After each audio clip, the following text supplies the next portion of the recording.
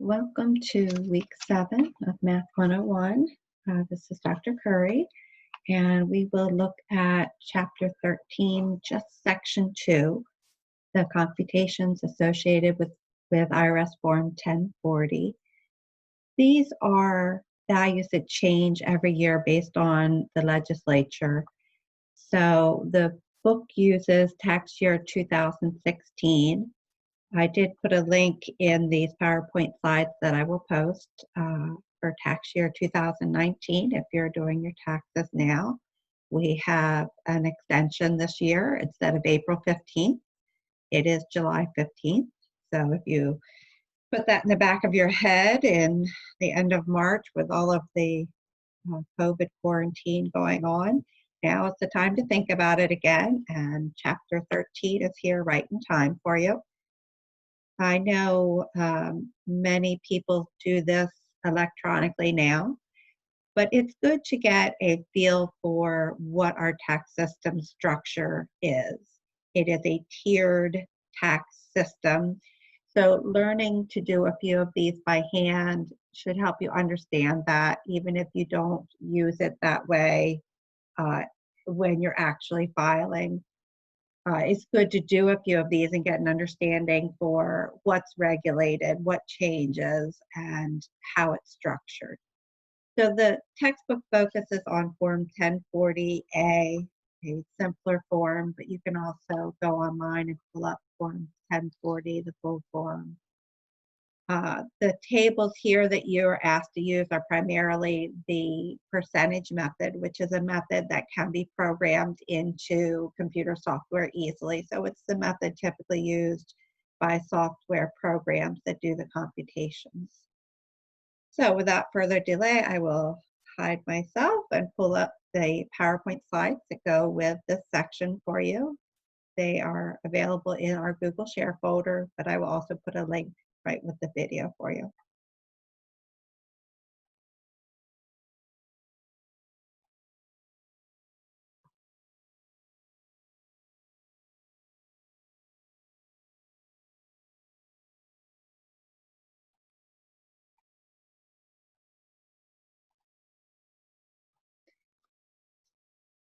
So chapter 13, we are only doing section 2. Don't worry about the rest of chapter 13. This is just the Form 1040 computations, which mirrors us back to what we just did at the end of chapter 6 last week. So what you do at the end of chapter 6 is a quick look at what happens at each pay period, the deductions that come out, the taxes that get paid on your behalf by your employer, or if you're self-employed, of course, that you do yourself. And now this is what happens typically April of each year. The first couple computations, I'm going to assume everybody can read through that and get that part okay. It's just a little adding and subtracting. So you're going to add up all of your different incomes and then subtract off any adjustments to the income, right? So the first step in this whole process is to find your adjusted gross income. So you're going to take your total gross income and subtract off any items like your IRA contributions, any items that are allowed to be subtracted to come up with what we call an adjusted gross income. So that's the first type of computation that your book shows and has some examples with. The next part of the process is using the adjusted gross income to find the taxable income. So we'll go through that computation. Once you have your taxable income, that's where those tables come in on page 522. Those are the tables that should look a lot like what you saw for federal withholding back in chapter 6. So that's actually the find the tax step. And then when you pull it all together, you have a couple problems at the end here where you pull it all together and you make a comparison to see, do I owe money? And when we say, do we owe money, we mean after the year has ended and you've had all these withholdings at every pay period. Now you're doing the computation on your Form 1040 and you're going to say, okay, here's my tax liability, that total tax liability on Form 1040. Now compare it to what was withheld for the total for the year. If I need to pay more on April 15th, I pay more. If I need to, if I get a refund, then I will file for a refund, right? So that typically is what happens by April 15th. Of course, this year, the extension due to the COVID pandemic issues, it is July 15th, so just around the corner for us. This is the part I'm going to go quickly through. Finding the adjusted gross income. Basically, income from all sources gets added up, and then you're going to subtract off any adjustments to the income. So they're called adjustments. Income that was not taxable, such as income that you put into a retirement account. So you can look up on the current tax forms for what other adjustments would count and make sure that you understand your own personal situation. This is a quick look at them. So typically your book will just say so much in adjustments. But for your own personal situation, if you're not sure of something, you could always look it up on irs.gov. They have wonderful resources there, and you can consult with a tax specialist if you're not sure, if you have something more complicated. This book just is taking you a quick look at it. So they're more simple. If you have a complicated question, be sure to go to a tax professional. Okay, so here we see to compute the adjusted gross income, we took the person's wages, $24,738.41. We added the interest income the person had from some investments, and that would be reported on a Form 1099. So W-2 is your earned income that you get from your employer. Form 1099, there's a couple versions of Form 1099, but they'll say like 1099G or 1099I, 1099D. For interest, for dividends, for government money, that's on Form 1099, so you'll get that at the end of the year. And then she has this adjustment of $1,500 in regular IRA contributions that get subtracted off. So when you do Form 1040, these are lines that you put stuff in, and then you do the math that's described on the form. So here you would take your earned income, you would add your what we call unearned interest income, and then you would subtract off your IRA contributions to get what we call an adjusted gross income, or AGI. Just a quick vocabulary. By now, hopefully everybody's at least started to read through the chapter and is getting this vocabulary down. The standard deduction, everybody is allowed to take a standard deduction. If you have different expenses that add up to enough, then you would itemize your deductions. And if you itemize your deductions and the amount comes out to be less than the standard deduction, then you would say, well, just because I kept track of everything all year doesn't mean I'm going to use that value. If it's less, then you would opt for the standard deduction. The other little thing to keep track of and be careful with is the difference between filing single and filing head of household. A single person is just that individual. A head of household is a single person who provides a home for other people, right? If you're just single, it's just you. You're not the head of any household because it's just you. But if you're single and you have dependents, then you are a head of household. By filing with that classification, it gives you a little more benefits because the deduction is a little higher than just for a single person. So we are using tax year 2016 because, when a book goes to publication, they have to use, the most recent tax year, and then it is in publication for a couple years and then gets republished. So this textbook is using tax year 2016. So these are the values. They have been increased. So if you look at the current tax year, they're a good bit bigger. That's been in the news a lot the past couple of years about this change in standard deduction. So these are the values to use for the problems for this course. I put a link here for current tax year form if you're interested.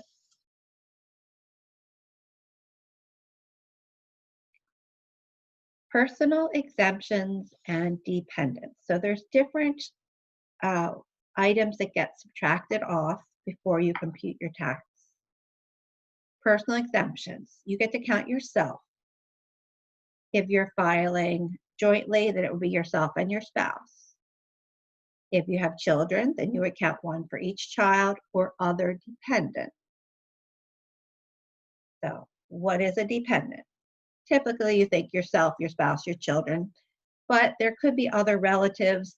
If you are the primary caretaker, taxpayer, you're providing a major portion of what it costs them to live, like an elderly parent, somebody who is ill, right, who doesn't have income and you're supporting them, that could be a dependent as well.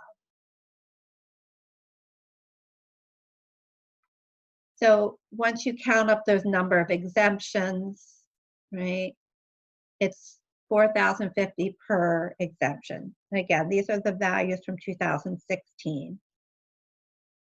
So the only thing I'll caution here, in the textbook, the examples do a very nice job of the real life situation of counting these out, right? Count myself, count my spouse, count my 2 children. All together, that's 4, right? But then you look at the problems in the textbook on page 529, and you just see number of exemptions listed. So if it just has the number of exemptions listed, just go with it. If it describes the family and how many people are present in the family and the way they're filing, then you would add them up like the examples. But most of the problems actually just state a number and have you go with it. So just watch for that. They do a nice job in the examples, but then the problems, they just kind of give it to you. So don't overthink those. All right, so taxable income will be that adjusted gross income minus your personal exemptions. So that was however many you have times 4,050. And then either the standard or itemized deduction, whichever is greater, is what you choose. So again, just because I kept track of everything all year and did my little worksheet for itemized deductions, if that total is less than the standard deductions, and I say, oh, well, I'm taking the standard. Because a greater deduction means less taxes to pay. I'll say it again. A greater deduction means less tax to pay. So choose whichever is greater.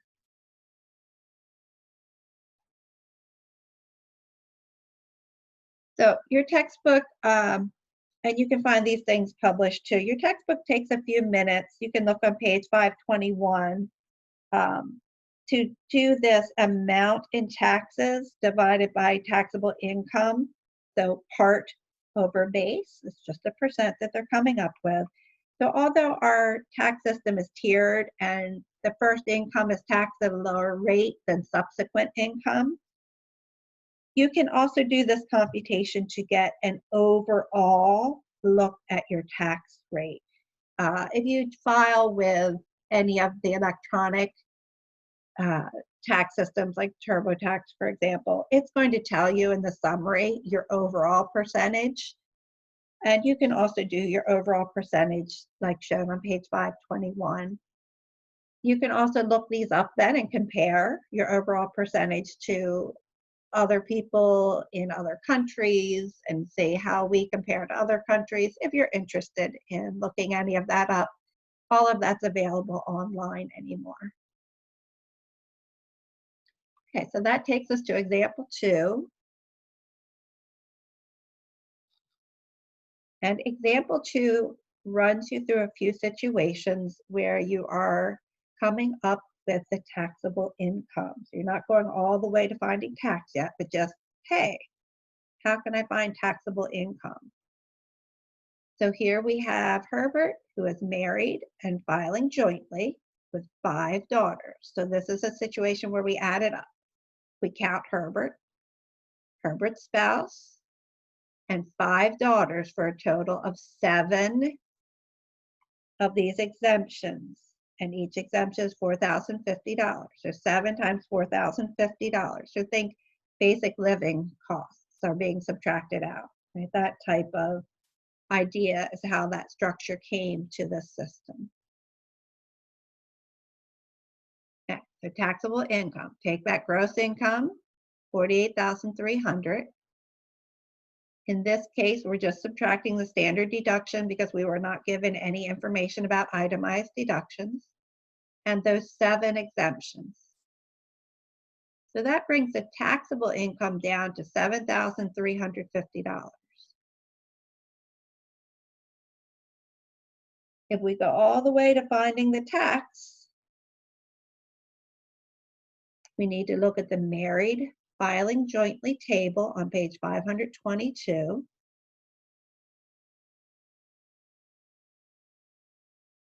Married filing jointly. Let me make it one, just a little bit. All right. So married filing jointly, 7,350 is up here in that first row. It's between 0 and 18,550. Keep in mind the header in the table tells you what you're looking at. So here we're looking at taxable income. So be careful. If you only have adjusted gross income, be careful. Taxable income is what I go to the table with. So 7,350 puts you here in the first row, and 10% of 7,350 is all that's owed in tax. 10% times 7,350 is $735 in tax. And remember, we're not going all the way with it quite yet. We don't know how much was withheld from every pay period, right? How much was reported on his W-2 to make a comparison. We're not there yet. We're just going through the beginning part here. Computing taxable income. Once you have taxable income, you go to the tax table on page 522.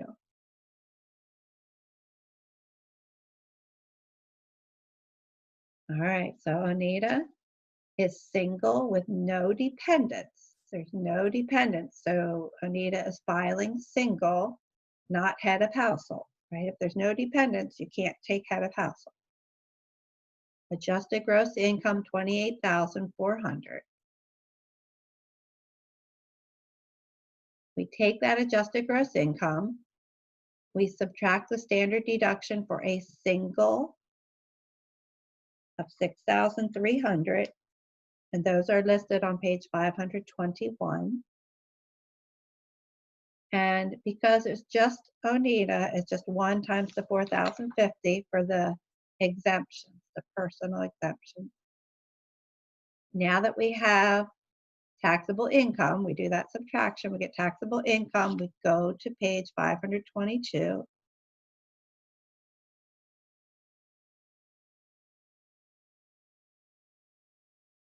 I'm going to scroll up here. Single is the first table. And the taxable income here was $18,050. So I go past the first row because it's greater than $9,275, but less than $37,650. So I need to read that second row. The tax, right, find the tax. The tax will be $927.50 plus 15% of the amount over $9,275. So think about it. 10% of $9,275 is this $927.50 here. So we already took care of the row before us by adding this $927.50. Now everything that was greater than this first row is taxed at 15%. That's why we do this part of the computation. So here we are, $927.50 plus 15%, we write that as a decimal, times. Now, we went to the tables, $18,050 taxable income. Subtract off the $9,275 from the first row, right? Because that tax is already right here in the front. The difference is taxed at 15%. And you can just type that in your calculator right as it's shown here. Type this number in plus 0.15 times, and then put this subtraction in parentheses. When you close your parenthesis, your calculator is going to show you the value of that subtraction. So you have one more thing to do, hit equals, and then you should get this answer.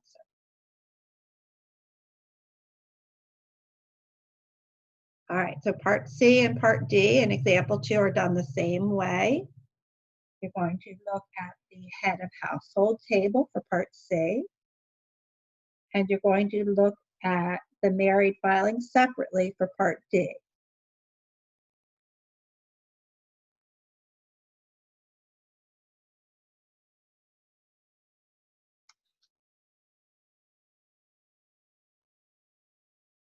All right, so itemized deductions. That example didn't deal with itemized deductions. It just used the standard deduction.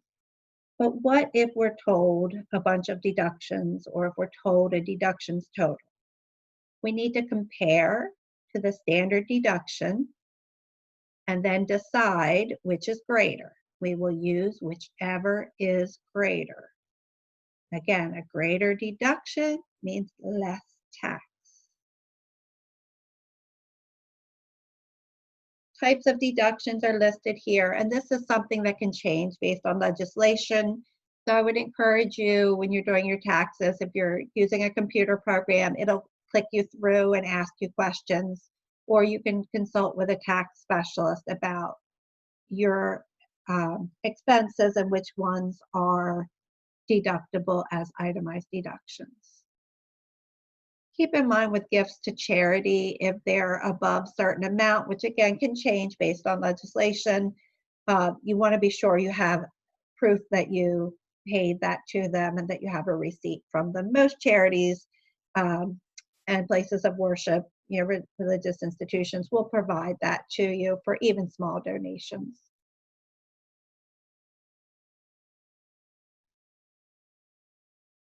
So example 3, and this matches what's in the textbook as well. So you can pull it up in the slides here, or you can take a look at page 523 for example 3.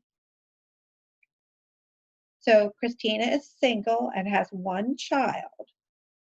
So because she's single and has a household to be head of, she can file as head of household.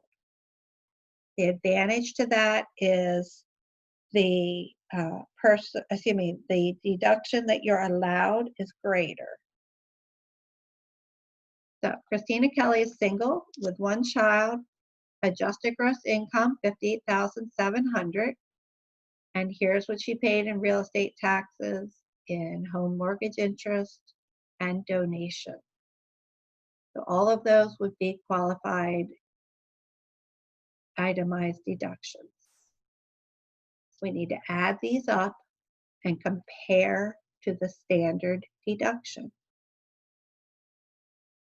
We're going to find her taxable income, and then page 522 is the tables to use for her income tax.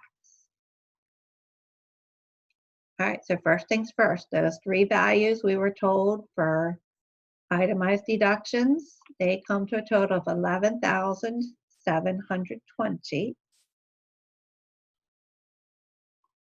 The standard deduction for head of household is only $9,300.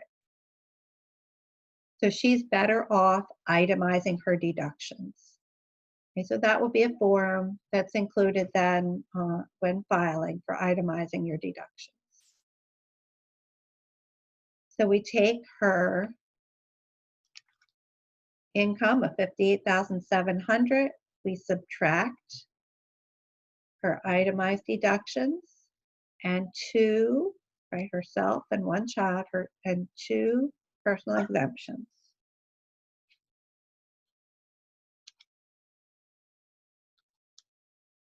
Now that we know taxable income, we go to the tables on page 522 to find the proper row.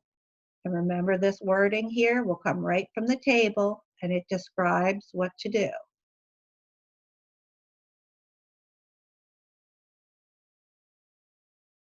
So head of household, we want to scroll to the head of household table. Her taxable income was over 38,800. So we're going to go past that first row. How about the second row? Is it more than 50,400?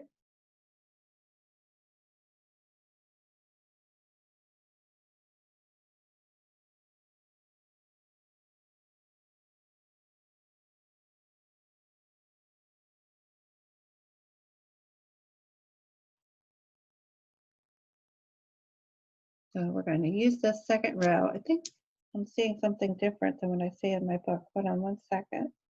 I don't have any note written on this book. I'm home, and the book I usually use in the classroom is on campus. So I might not have all my notes in here if there's a typo, but it does not match that number there.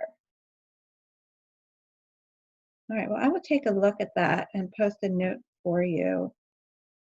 I'm wondering if the textbook, it looks like the textbook used single, but she was head of household, not single. So we should be using the head of household table here. I apologize. I do recall having a note to myself on my other book. So this should be using this table here for head of household. And I'll rewrite that out for you and be sure that you have that written using the head of household table.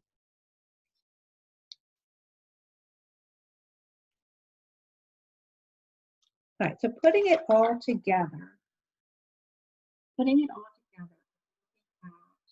whether you owe money or whether you get a refund when you file with your Form 1040, usually April 15th. So here we have Jim, who works as a petroleum engineer. Jim has a wife who is currently staying at home with her toddler. His salary last year was $123,500. And we know that $1,210 was withheld from each monthly paycheck. So keep in mind this key word here was that the person was paid monthly. So if 1,210 was withheld from each paycheck, we multiply it by 12 to know how much was withheld total.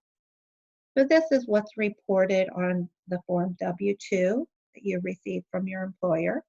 For this example, we're told it was monthly paychecks and how much was withheld each month. If someone is salaried and it's broken out, then pretty much their pay is the same every month and every pay period, so you can do it this way as well. We're told that they're married filing jointly, joint return, and that they use the standard deduction. So we're ready to do the computation. We're not told any other adjustments to income. So if there's no adjustments to the income, then we will just use this $123,500 as an adjusted gross income. Right? It might have been the gross income, but if there was no other adjustments, it's our adjusted gross income. We are going to subtract off the standard deduction, and we will subtract off how many personal exemptions. Stop a second, count them out. Jim, his spouse, and their toddler, for a total of 3 personal exemptions. And again, I'll reiterate, since we're coming towards the end here, that the problems in the textbook typically just tell you how many exemptions, so you don't have to count them out. So don't overthink a problem. If they tell you a number of exemptions, just go for it. So here's what I was just discussing. The standard deduction for married filing jointly, and personal exemptions were $4,050 each times 3. gives us $12,150. So the taxable income is $98,750. And we will go to our tax table and read across. So this time it's married filing jointly. Married filing jointly. Remember, there's two married tables, jointly and separately. This problem said married filing jointly. So we go past the first row, go even past the second row. Because this second row says $75,300, but we're more than that. Taxable income is $98,750. So that puts us in this next row here, between $75,301 and $151,900. We're in this region. So we're going to read straight across, $10,367.50. That takes care of this first amount and this second amount. And now we're going to figure out the additional pay, the additional earnings above $75,300 get taxed at 25%. So we're going to take our taxable income, subtract $75,300. That difference is taxed at 25%. Then we add it to this number in the front that takes care of everything that we're taxed at 15 and 10%. Takes care of everything in these prior rows. So here it is all put together. $10,367.50 plus 25%, write it as a decimal, times, here we are in parentheses, our taxable income minus the total for the other two rows that has already been taxed, right? That's all in this first number. And you can type this into your calculator straight across. Make sure you put multiplication here between 0.25 and your parentheses, a multiplication. If anybody's using a graphing calculator, it is the only exception to that. They're typically set up to understand multiplication, even if it's not typed in. So 0.25 times, and then your parentheses. And after you close your parentheses, hit equals to get it to finish the computation. So you should get this number, 16,230. So altogether, that's the tax liability for the year. Now in this problem, we were told the person was paid monthly and $1,210 was withheld from every pay period.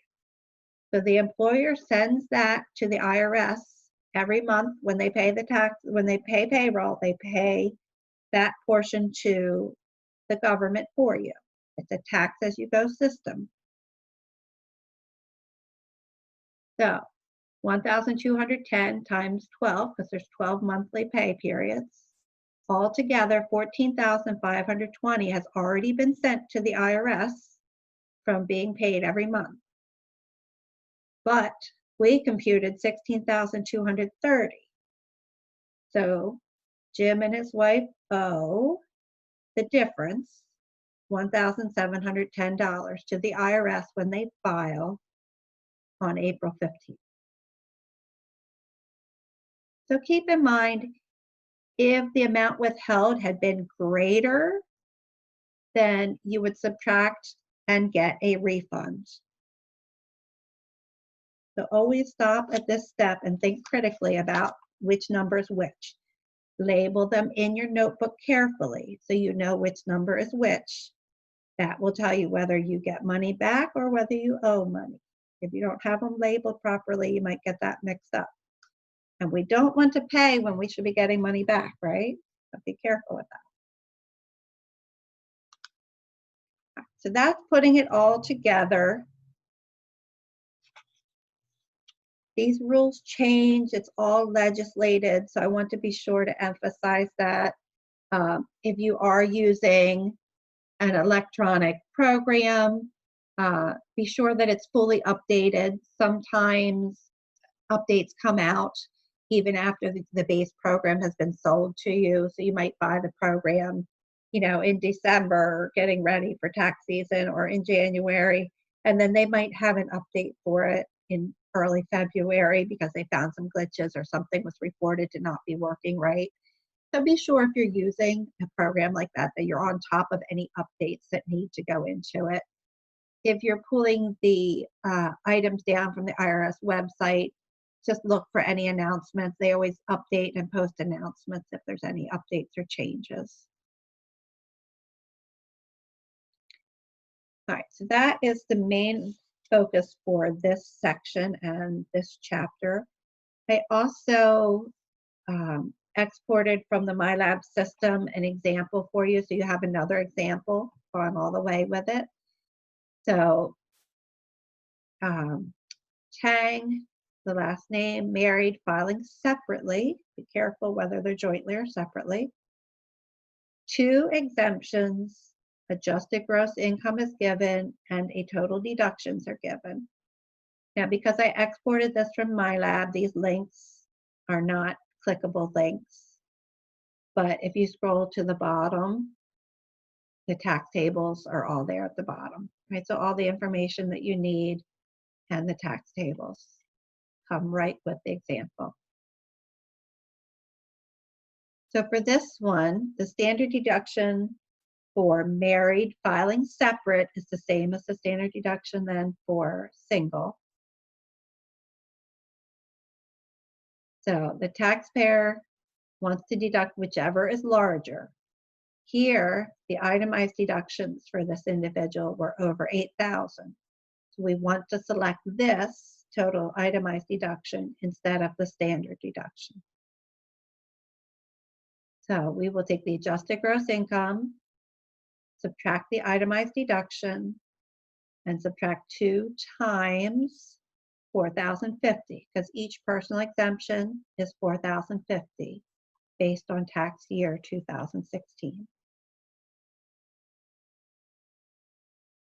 The computation is shown here for a taxable income of $69,226. So you go to your tax table, and again, when you export these or look at these in MyLab, the tables are right with them. Married, filing separately. Here's the line we're going to read.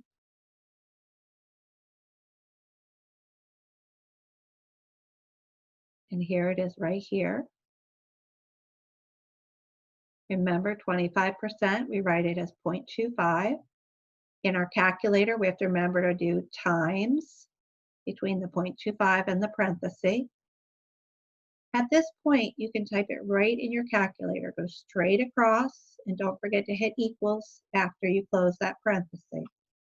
When you close your parenthesis, your calculator will show you that subtraction. When you hit equals, it will finish the rest of the computation. If your calculator is not following the order of operations, then go back to week 1 where there is a support document to help you adjust the settings to be sure that it follows the order of operations. If you have any other calculator issues or a different calculator than what's shown there, feel free to reach out to me and we can click through it. You can also use the Windows calculator. It will automatically do order of operations, so you can type in all of this straight across on the Windows calculator as well. In the Windows calculator, if you're new to it, if it's in standard view like this, just click on View and Scientific so that you have exponents and other options.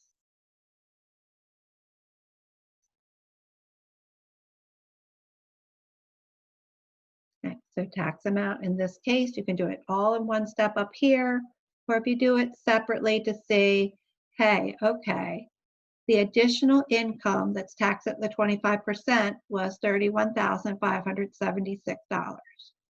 I compute that tax and add it to the tax from the previous rows of the table to give me my total tax. Okay, that brings us to the end of Chapter 13, Section 2. I look forward to working with you some more. We have one more topic in Chapter 16, and I'll try to get you a video for that as well.